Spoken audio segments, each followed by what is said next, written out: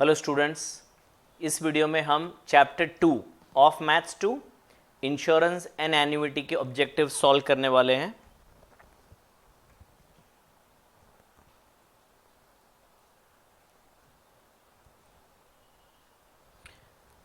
A contract that pledges payment of an agreed upon amount to the person or his or her nominee on happening of an event covered against is technically known as life insurance। बहुत भारी भारी दिया हुआ है, इसको life insurance कहते हैं। Insurance companies collect a fixed amount from their customer at a fixed interval of time and the amount is called premium। उसको प्रीमियम बोला जाता है। Following are different types of insurance: life insurance, health insurance and liability insurance also. तो इसका answer है all the three. पहले दोनों तो इजी है समझने के लिए, लाइफ इंश्योरेंस जरा समझा दूं, सॉरी थर्ड वाला लायबिलिटी इंश्योरेंस में समझा दूं। तो से एग्जाम्पल आपने सुना होगा, अगर आपके पास व्हीकल है तो थर्ड पार्टी इंश्योरेंस ये वर्ड सुना होगा। यानी अगर हम कार ड्राइव कर रहे हैं और हमसे एक्सीडेंट हो गया, किसी और को इंजरी हो गया हमारे वजह से, तो उसका जो ट्रीटमेंट करने का कॉस्ट है वो भी हमारे इंश्योरेंस से पे होता है। इसको कहा जाता है लायबिलिटी इंश्योरेंस, जहां पे हम एक्चुअली किसी थर्ड पर्सन का इंश्योरेंस ले रहे हैं, पता नहीं वो थर्ड पर्सन कौन है, किसके साथ एक्सीडेंट हो जाए हमारा। ठीक है, तो इंश्योरेंस ये तीनों प्रकार के होते हैं। By taking insurance an individual reduces risk of an accident? No. Cost of an accident? No. Transfer risk to someone else? No. पूरा रिस्क किसी और को ट्रांसफर नहीं करता है, प्रीमियम पे करता है उसके लिए। फोर्थ वाला देखते हैं, converts the possibility of a large loss to a certainty of a small one. ये एकदम करेक्ट है, मतलब अगर कुछ नुकसान हुआ तो पूरा रिस्क किसी के ट्रांसफर नहीं होता है ना। लॉस हुआ तो क्लेम मिलेगा या नहीं वो भी पता नहीं है, पर एक सर्टेनिटी आ जाता है कि अगर नुकसान हुआ और अगर हमारा कुछ उसमें फॉल्ट नहीं निकला तो हमें क्लेम मिलेगा। तो D is the right option. D is the right option.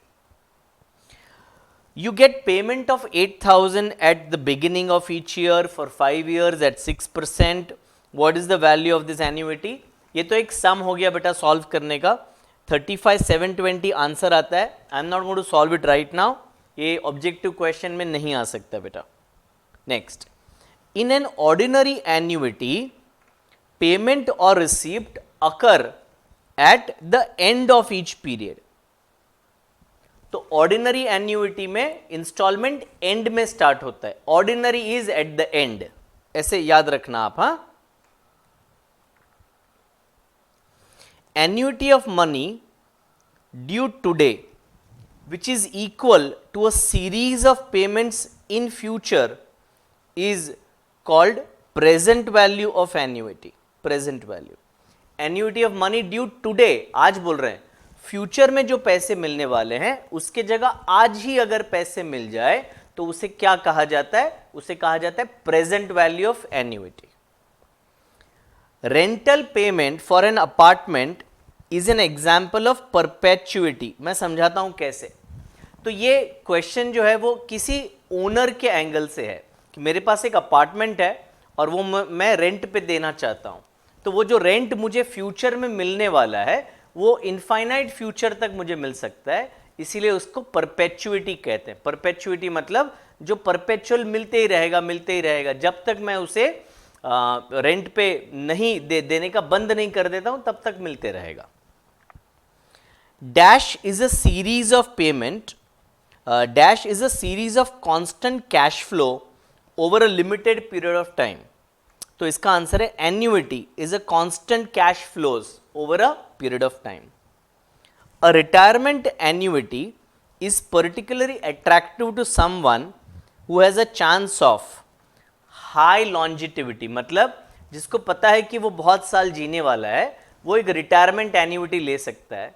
तो रिटायरमेंट का एज से 60 है, उसे लग रहा है 90 तक तो मैं पक्का जीने वाला हूँ, तो 30 साल तक वो एन्युइटी का पैसा जो इंश्योरेंस कंपनी है उससे ले सकता है। तो हाई लॉन्जिविटी जिसको लगता है वो रिटायरमेंट एन्युइटी ले सकता है। ठीक है बेटा।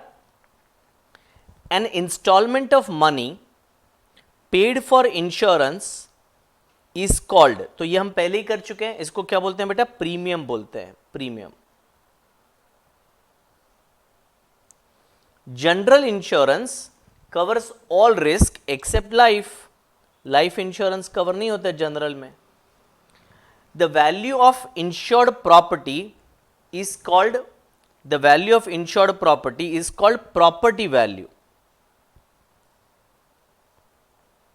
Property value. से एग्जाम्पल मेरा शॉप है और शॉप 90 lakhs का है, तो 90 lakhs को क्या कहा जाएगा? Property value.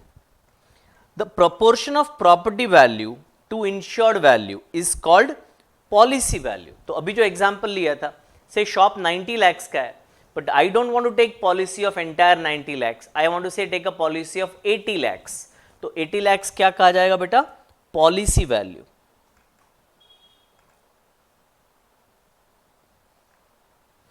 The person who receives annuity is called annuitant, spelling ध्यान से लिखना, annuitant। Payment of each single annuity, जो पेमेंट हम करते हैं एक फिक्स्ड इंटरवल पे, उसे क्या कहा जाता है? इंस्टॉलमेंट कहा जाता है बेटा। The intervening time between payment of two successive instalment is called payment period, यानी एक साल से आज पे किया, अभी नेक्स्ट पेमेंट एक साल बाद करना है, तो वो जो गैप है उसको क्या कहा जाता है? पेमेंट पीरियड कहा जाता है।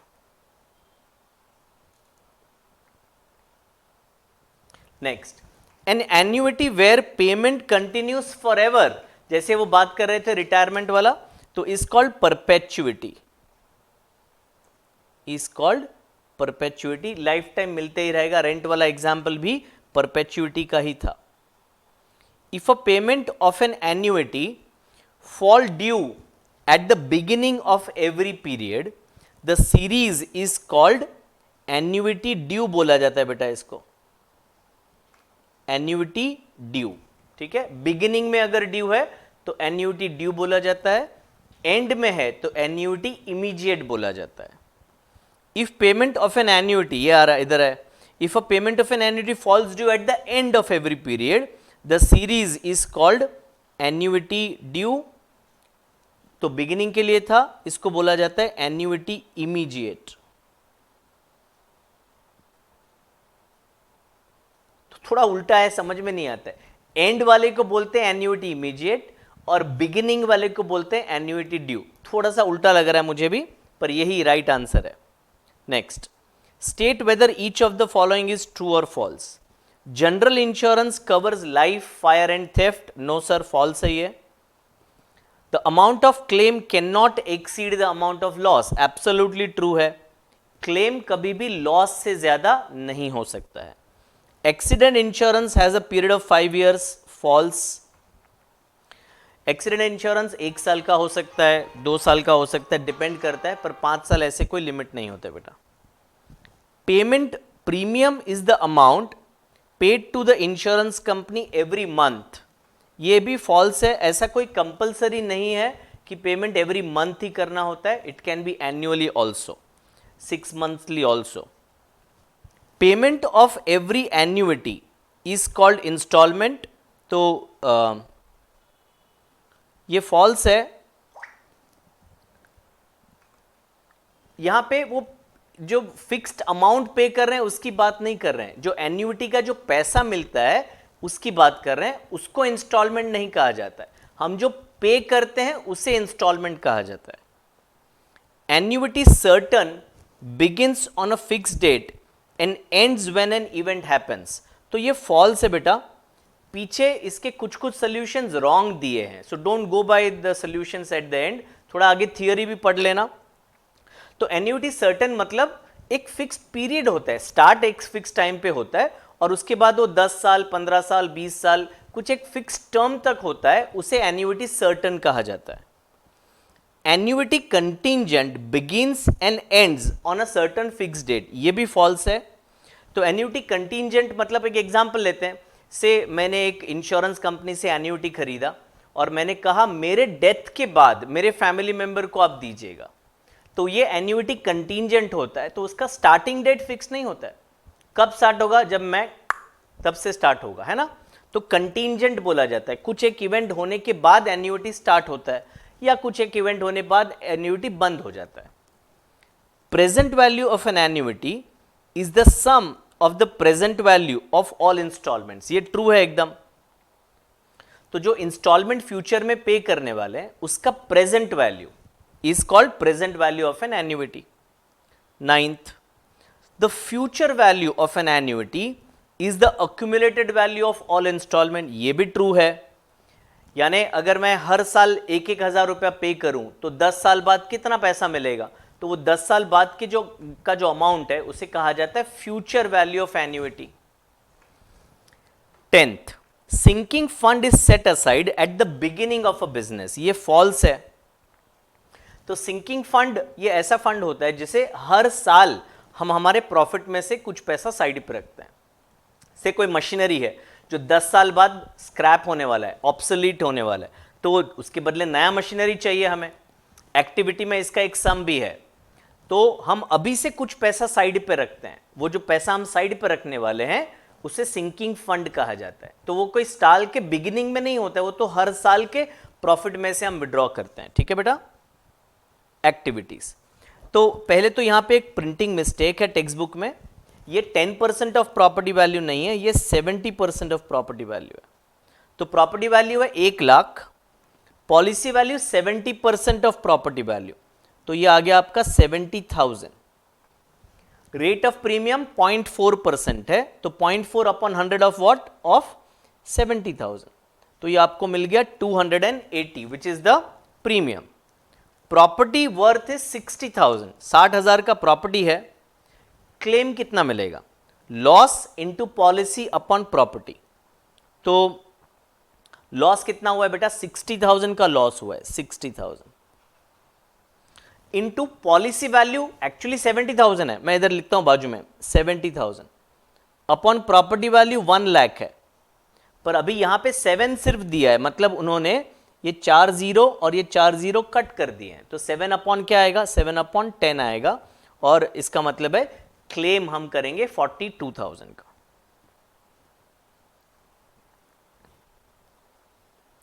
उसी क्वेश्चन को आगे कंटिन्यू किया है, सेकेंड क्वेश्चन है, now the property worth 60,000 is totally destroyed and in addition the remaining property मतलब कितना, 40,000 का। टोटल प्रॉपर्टी 1,00,000 का था, 60,000 का पूरा डिस्ट्रॉय हो गया है, बाकी का 40,000 is so damaged to reduce its value by 40%। तो 60,000 प्लस 40% ऑफ 40,000 जो आ गया 16,000, यानी टोटल लॉस आपका हो गया बेटा 76,000। तो क्लेम कितना मिलेगा, 76,000 इंटू 7/10 विच इज 53,200, ठीक है। चलिए नेक्स्ट क्वेश्चन, पॉलिसी वैल्यू 70,000 है, पीरियड ऑफ पॉलिसी 15 साल है, रेट ऑफ प्रीमियम 56.5 पर 1000 पर एनम। अब जब आप इंश्योरेंस की सम करोगे ना तो भी केयरफुली रहना, हमें परसेंटेज का आदत है, तो डिवाइड बाय 100 का हमें आदत है, इधर डिवाइड बाय 1000 है, वो तो उन्होंने कर दिया है, पर आप जब सम्स करोगे तो ये जरा ख्याल रखिएगा। तो 56.5 divide by 1000 into what, into 70,000, तो ये आपका आ गया premium which is 3955। Total premium paid 3955 for how many years बेटा, फॉर 15 ईयर्स, पॉलिसी 15 साल का है, तो इंटू 15, यानी टोटल 15 साल में हम 59,325 प्रीमियम पे करने वाले हैं। बोनस मिलेगा हमें, इंश्योरेंस कंपनी से बोनस मिलेगा। इंश्योरेंस कंपनी में इंटरेस्ट वर्ड यूज नहीं होता है, बोनस वर्ड यूज होता है। तो बोनस कितना मिलेगा, 6 पर 1000 पर एनम, 6 पर 1000 पर एनम, यानी कि हमारा पॉलिसी कितने का है बेटा, पॉलिसी हमारा 70,000 का है, तो इनटू 70,000 डिवाइड बाय 1000, ठीक है। तो तो ये आंसर आ गया आपका 420। Bonus for 15 years is 420 into 15, वो तो पर एनम था, तो 15 साल का बोनस कितना मिलेगा 6300। अब 15 साल के बाद मुझे रिटर्न पैसा कितना मिलेगा, तो 70,000 जो पॉलिसी का वैल्यू था वो प्लस 6300 बोनस, यानी 76,300 मिलेगा। मैंने पे कितना किया 59,325, तो विच मीन्स बेनिफिट मुझे कितना हुआ 76,300 माइनस 59,325 विच इज 16,975 का मुझे बेनिफिट हुआ। चलिए, for an immediate annuity P is 2000, A is 4000, rate of interest दिया गया है 10% पर एनम, तो ये R is 10 upon 100 which is 0.1, तो 1 अपॉन P कितना बेटा 2000 है, माइनस 1 अपॉन A कितना है 4000 है, is equal to 0.1 upon C। अब इधर एलसीएम लेना है, नीचे देखो 4000 एक ही दिया, मतलब एलसीएम लिया है, तो मतलब यहां पे 2 से मल्टीप्लाई होगा, तो न्यूमरेटर में 2 आएगा, minus 1 that is 1, so 1 upon 4000 is equal to 0.1, तो C इज इक्वल टू कितना आएगा, तो C इज इक्वल टू, मैं यहां पे वर्किंग करता हूं 0.1 इंटू 4000 डिवाइड बाई 1, और इसका आंसर आएगा 400 रुपीज। ओके, चलिए, for an annuity due C is equal to 2000, C मतलब जो फिक्स्ड पेमेंट हम करने वाले हैं वो, rate of interest is 16% per annum, compounded quarterly for 1 year, rate of interest पर क्वार्टर, तो 16 तो पूरे साल का है, डिवाइड बाय 4 यानी पर क्वार्टर का रेट हुआ 4%, तो I क्या हुआ बेटा 4 अपॉन 100 यानी कि 0.04। नंबर ऑफ क्वार्टर्स, एक साल के लिए हम ये जो एन्युइटी है वो करने वाले हैं, एक साल के लिए, तो 4 into 1 that is number of quarters is 4। तो अभी P डैश वर्ड यूज होता है एन्युइटी बिगिनिंग के लिए, तो ऊपर फॉर्मूला तो दिया है, हमें सिर्फ फिल इन द ब्लैंक करना है, तो C हमारा कितना है 2000 है। ओके, C 2000 है ना, चेक कर लेता हूं, यस 2000 है।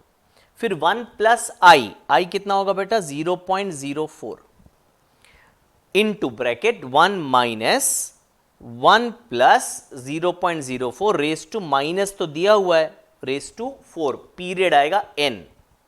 आगे ये थोड़ा सा लेफ्ट में चला गया, इसको राइट में लेके आते हैं बेटा, हाँ आ गया राइट में, थोड़ा ऊपर भी लेके आते हैं।